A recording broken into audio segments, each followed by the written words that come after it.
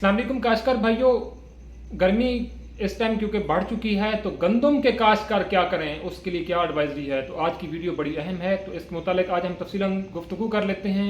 अगर आप मेरे चैनल पे न्यू हैं तो चैनल को सब्सक्राइब कर लें, वीडियो को लाइक कर लें ताकि आने वाली तमाम अपडेट्स आपको बर वक्त मिल सकें। काश्तकार भाइयों, फरवरी के आखिर में ये टेम्परेचर यकदम 33 डिग्री से 32 से लेकर 33 डिग्री सेंटीग्रेड तक पहुंच गया। तो इसका सबसे पहले ये हम डिस्कस कर लेते हैं कि इसका गंदम की फसल के ऊपर क्या असर होता है। इस टाइम जनूबी पंजाब की अगर बात करें तो यहाँ पर जो गंदम है वो 2 स्टेजेस पे मौजूद है। सबसे ज़्यादा गंदम उसकी पोलिनेशन मुकम्मल हो चुकी है और वो ग्रेन फिलिंग स्टेज पे है, कोई आधे दाने पे है, कोई पौने एक दाने की तरफ जा रही है। तो ये बड़ी अहम स्टेज होती है।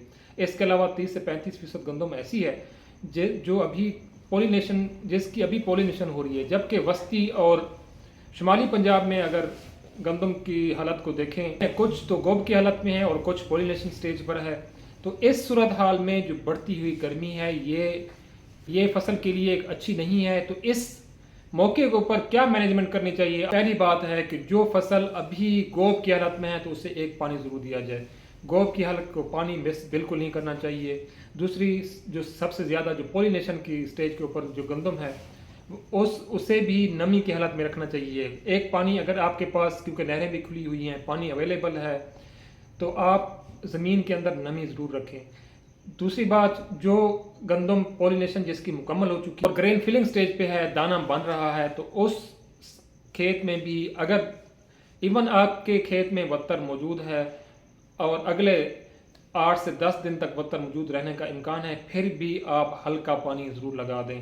एक बात याद रखें कि जब दाने की भराई से पहले पहले आप एक पानी इजाफी अगर लगा देते हैं तो फसल हल्का पानी लगाना होता है। और कोशिश की जाए कि सुबह के टाइम समटाइम हमें चल रही होती हैं तो कोशिश की जाए कि पानी सेकंड टाइम मतलब शाम के टाइम लगाया जाए, ताकि फसल के गिरने का एहतमाल बिल्कुल ना हो, क्योंकि खड़ी खड़ी फसल ही पकनी चाहिए।